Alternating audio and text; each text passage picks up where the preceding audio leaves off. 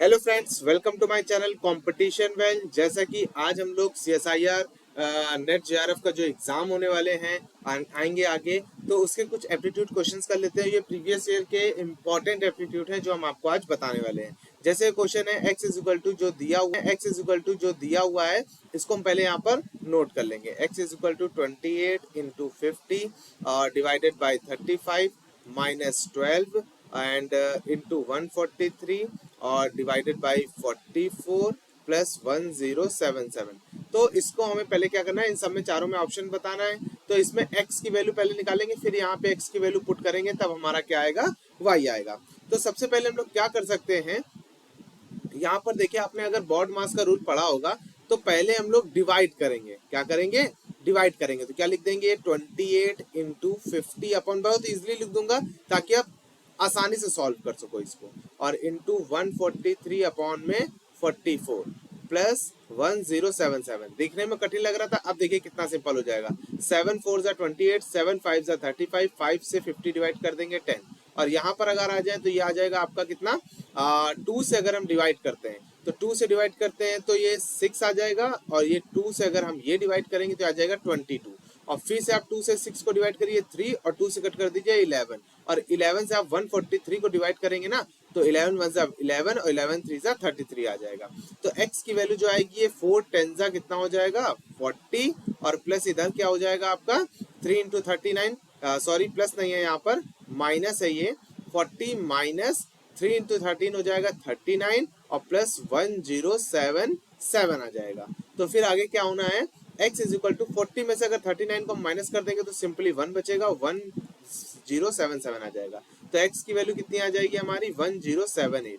तो x की value जो आई वो कितनी आ गई हमारी, 1078। अब हमें जो y निकालना है, y क्या है हमारा, y है अंडर रूट में x। तो y इज इक्वल टू क्या कर लेंगे, अंडर रूट में x है तो मतलब 1077 हो जाएगा। अब 1077 का हम रूट कैसे निकालेंगे, ये देखने वाली बात है। तो 1077 का रूट कैसे निकालते हैं, आप सिंपली इसका क्या कर लीजिए, एलसीएम कर लीजिए। तो 1077 का जब आप रूट निकालेंगे, और मैं ऐसे भी डायरेक्ट आपको आंसर बता सकता हूँ कैसे, आप ध्यान से देखिए कितना लिखा है, 1000 लिखा है। 1000 के जस्ट पहले कौन सा एक नंबर है जिसका आपको रूट पता होता है, तो एक है 900, और 900 का रूट होता कितना है, 30। इसका मतलब जो 1077 का रूट है वो 30 के ऊपर ही आएगा, इससे नीचे नहीं आएगा। तो आप देखिए यहाँ पर 30 से नीचे वाले कितने नंबर है, एक ये 27.3 है ना, और ये 31.4, मतलब ये 31.4 के अंदर, तो ये देखिए आंसर नहीं आएगा, क्योंकि ये दोनों ही 30 से नीचे, तो ये आंसर नहीं आ सकता है। और ये देखिए अब बचे 3, एक ये बचा, एक ये बचा, और एक ये बचा। तो हम बहुत इजिली अभी भी कर सकते हैं, हम चाहें तो इसको सॉल्व ना करें और ऐसे कर लें, 31 इंटू 31 कर लेंगे तो कितना आएगा हमारा, तो 1 1 जा 1, 1 3 जा 3, और 31 का करेंगे तो ये आ जाएगा 9, मतलब ये आ जाएगा 961। अभी भी देखिए 31 का कर रहे हैं 31 में तो 961 आ रहा है। तो अगर हम 32 का कर लें तो कितना आएगा, तो 32 का करने पे कितना आएगा, 2 2 जा 4, 2 3 जा 6, और 3 2 जा 6, 3 3 जा 9, तो ये आ जाएगा 4 6 6 12, 1 कैरी, देखिए 1024। और मुझे तो याद है 32 का स्क्वायर है, मैंने आपके लिए करी। अगर बाई चांस आपको नहीं याद होता है तो क्या करोगे आप, तो 32 का स्क्वायर कितना है, 1024। अभी भी कितना है, 1077, छोटा है ना, तो अब 32 से नीचे वाले जिनको कट कर दीजिए, तो कौन सा कट हो गया, ए पार्ट भी कट हो गया। ठीक है, अब बचे कौन कौन से, एक बचा है आपका डी, और एक बचा है आपका सी, मतलब इन दोनों में से कोई एक आंसर हो सकता है। तो अब हमें देखना है कि 32 से ऊपर जाएंगे बेटा, देखिए अब 1024 है, 33 करेंगे तो ये 1077 से ज्यादा हो जाएगा। इसका मतलब ये जो पॉइंट है हमारा, ये जो 1077 है, ये समथिंग समथिंग, अगर 32 मतलब 33 हम गए, मतलब 33 गए, तो इसकी वैल्यू क्या हो जाएगी, ज्यादा हो जाएगी। मतलब 33 से तो काम चलना नहीं है, क्योंकि 33 इंटू 33 अगर आप करोगे ना तो ये 1089 के आसपास चला जाएगा, तो ये आपका आंसर नहीं हो सकता है। तो आपका ऑप्शन क्या हो जाएगा, डी वाला आपका ऑप्शन आ जाएगा, और यहाँ पर आपको टिक लगा देना है। आपको समझ में आया, तो क्या हमारे अगर आपको कोई डाउट होता है तो आप कमेंट सेक्शन पर जाकर कमेंट भी कर सकते हैं। ये मैंने क्वेश्चन इस तरीके से बताया ताकि आपको ऐसे आने वाले कोई भी क्वेश्चन हो, ऐसे जो रूट निकालने वाले हो वो आप कर सकें। चलिए अगला क्वेश्चन हम देखते हैं। तो अगला क्वेश्चन ये बोला है कि ट्राइंगल एबीसी और ट्राइंगल ADEF, मतलब एक ट्राइंगल एबीसी है और एक ट्राइंगल DEF है, ये दोनों ही ट्राइंगल आपस में कैसे हैं, सिमिलर है। ये सिमिलर का साइन होता है, किसका साइन होता है, सिमिलर का साइन होता है। और उसने बोला है कि एरिया दे रखा है हमें एबीसी का, कितना दे रखा है 13.5 दे रखा है।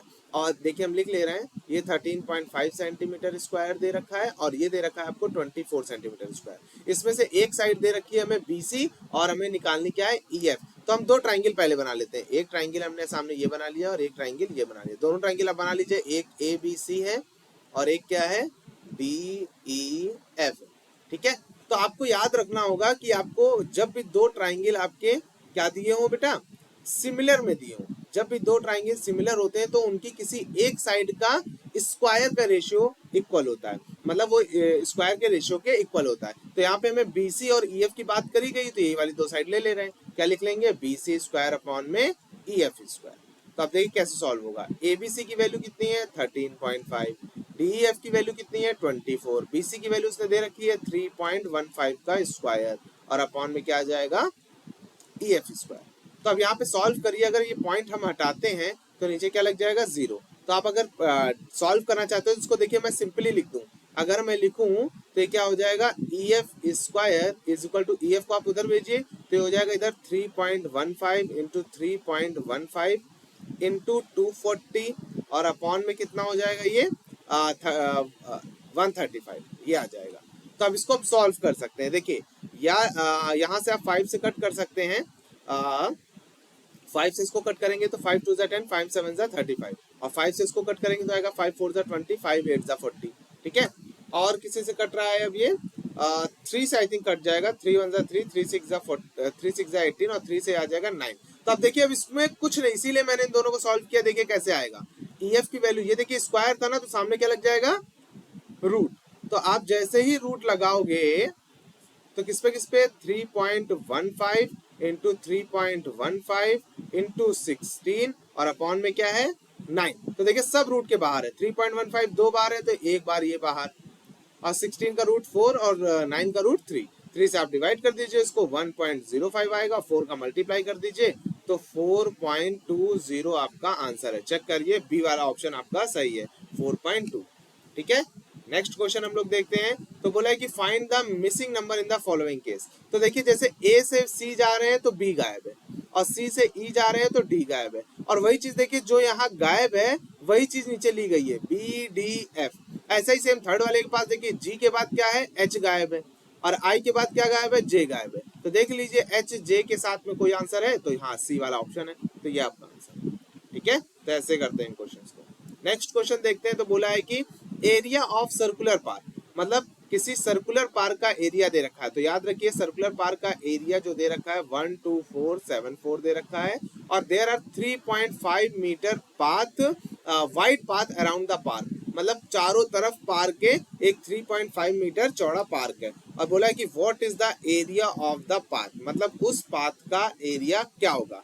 अब देखिए अच्छा सर्कुलर पाथ है, अब सर्कुलर पार्क है, पार्क के बाहर मतलब ये सर्कुलर पार्क का एरिया है और 3.5 मीटर वाइड एक क्या है पार्क है।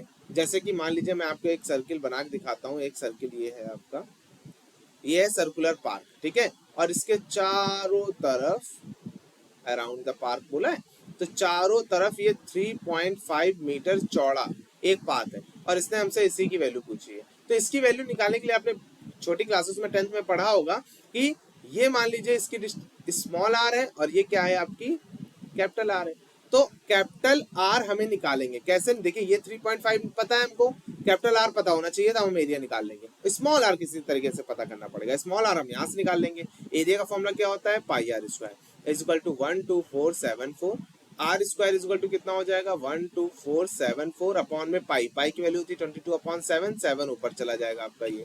अब देखिए डिवाइड हो जाएगा, बहुत इजीली डिवाइड होगा ये, 11 से कट हो जाएगा 2 टाइम में, 11 से ये कट करेंगे तो 11 1 11 1 जाएगा, फिर 11 1 11 3 जाएगा, 11 3 37, 4 जाएगा, 11 4 34, फिर आप 2 से डिवाइड कर दीजिए 1 1 3 4 को, तो ये हो जाएगा 2 5 10, 2 6 12 और 2 7 14 इंटू 7। तो अब अगर आपको 567 के रूट नहीं पता है तो आपको क्या करना है 567 का आप लोग एलसीएम निकाल लें। तो एलसीएम निकालेंगे तो ये किससे डिवाइड होगा, ये डिवाइड हो जाएगा 3 से, 3 1 3, फिर 2 बचेगा 26 हो जाएगा, तो ये हो जाएगा 3 8 24, 3 9 27, फिर 3 से 3 6 18 और 3 3 9, फिर ये डिवाइड हो जाएगा 3 से, 3 2 6, 3 1 3, फिर 3 से तो 7 और 7 1 7। मतलब इसके जो फैक्टर बनेंगे वो क्या बनेंगे, 3 इंटू 3 इंटू 3 इंटू 3 इंटू 7, और ये वाला 7 यहाँ नोट कर लेंगे। तो स्क्वायर है तो कितने पेयर में बन जाएंगे सब, और पेयर से बाहर आएंगे तो 3 इंटू 3 इंटू 7 आएगा। 3 3 जा 9, 7 जा 63। तो हमारी स्मॉल आर की वैल्यू चाहिए वो कितनी आई है, 63। तो कैपिटल आर की कितनी आ जाएगी हमारी, 63 प्लस 3.5 दी है, तो कितना हो जाएगा आपका 66.5 मीटर। तो ये भी मीटर में, ये भी मीटर में, तो आपकी रेडियस कितनी आ गई बड़ी वाली, 66.5 मीटर। अब हमें एरिया ऑफ पाथ निकालना है। तो एरिया ऑफ पाथ के लिए मैं आपको बता दूं, एरिया ऑफ पाथ आपको जो निकालना है उसका होगा ये बड़े वाले सर्किल का area pi R square minus छोटे वाले सर्किल का एरिया। तो देखिए पाई पाई दोनों में हम चाहें तो क्या कर सकते हैं, कॉमन कर सकते हैं। अब देखिए ये R square minus R square बचेगा, सिंपल कर रहा हूं मैं इसको बहुत इजीली। पाई की वैल्यू 22/7, और देखिए a plus B a minus B आप यहाँ कर लीजिए, तो r प्लस आर और r माइनस आर। तो देखिए कैसे सॉल्व होगा, ये इधर कर लेते हैं 22/7 और ये r प्लस आर, तो 66.5 प्लस 63, और एक आ जाएगा आपका 6.5 माइनस 63। तो क्या हो जाएगा 22/7, ऐड करेंगे तो ये हो जाएगा 0.5 बाहर, 639 और 6 12, और इनटू में कितना हो जाएगा, माइनस करेंगे तो 3.5। अब देखिए यहाँ से 7 से आप डिवाइड कर दीजिए 3.5 को, तो 0.5 आएगा। अब बस आपको सिंपली यहाँ पर क्या कर देना है, मल्टीप्लाई। तो जब आप मल्टीप्लाई कराओगे किसका किसका, 22 इंटू 129.5 का, और फिर इंटू करना है आपको लास्ट में 0.5 का कर देना है। तो ये आपका आ जाएगा आंसर 1424.5। तो ये जो आपका ऑप्शन आ रहा है 1424.5 सी नंबर आपको ऑप्शन आ रहा है, इसमें आपको क्या कर देना है, टिक लगा देना है। ठीक है, नेक्स्ट क्वेश्चन देखते हैं। ये वेन डायग्राम का है, बहुत इजी होता है अगर आपको वेन डायग्राम आ गया तो। इसमें आप ध्यान से देखिए, एक दिया है वुमेन, एक दिया है मदर इन लॉ, एक दिया है हाउसवाइफ। तो आप एक बात ध्यान से देखिए, तो एक वुमेन, बात को समझिएगा, यहाँ पर तीनों ही लेडीज है। लेडीज में देखिए जो हाउस वाइफ है वो भी वुमेन तो होगी ही ना, क्योंकि जो हाउस वाइफ, देखिए मैंने तीनों बना लिए, एक ये क्या है, हाउस वाइफ है, तो हाउस वाइफ वुमेन तो होगी, और मदर इन लॉ है तो वो भी वुमेन होगी। तो मतलब एक मैंने क्या कर लिया, सर्किल बड़ा सा बना लिया, और ये सर्किल किसका है, वुमेन का, क्योंकि वुमेन तो दो है ही है ना, बाकी दो की बात है। अब देखिए जो मदर इन लॉ है वो जरूरी नहीं है हाउस वाइफ हो सकता है कहीं पे वर्क करती हूँ, है ना, और जो हाउस वाइफ हो वो जरूरी नहीं है मदर इन लॉ हो। तो दोनों का कोई अटैचमेंट नहीं है आपस में, हो भी सकता है नहीं भी हो सकता, जहां भी हो भी सकता है नहीं भी हो सकता है का ऑप्शन आता है, वहां पे दोनों सर्किल को हम लोग अलग अलग कर देते हैं, बट दोनों ही वुमेन तो है ही है। तो ऑप्शन कौन सा आपको सही लग रहा है, बी वाला ऑप्शन आपका यहाँ पर सही है। तो आपको यहाँ पर कैसा लगा, कैसा मैंने आपको बताया, आपको कोई प्रॉब्लम है तो कमेंट सेक्शन पर जाकर अपना आप कमेंट दे सकते हैं, और आपके लिए डेली हम ऐसे ही जनरल एप्टीट्यूड के क्वेश्चंस बताएंगे, इंपॉर्टेंट प्रीवियस ईयर के क्वेश्चंस जो आ चुके हैं, ताकि आपको जनरल एप्टीट्यूड में कोई प्रॉब्लम ना हो सीएसआईआर के एग्जाम में। और ऐसी वीडियो पाने के लिए हमारे चैनल को लाइक, सब्सक्राइब और शेयर करना ना भूलें। Thank you.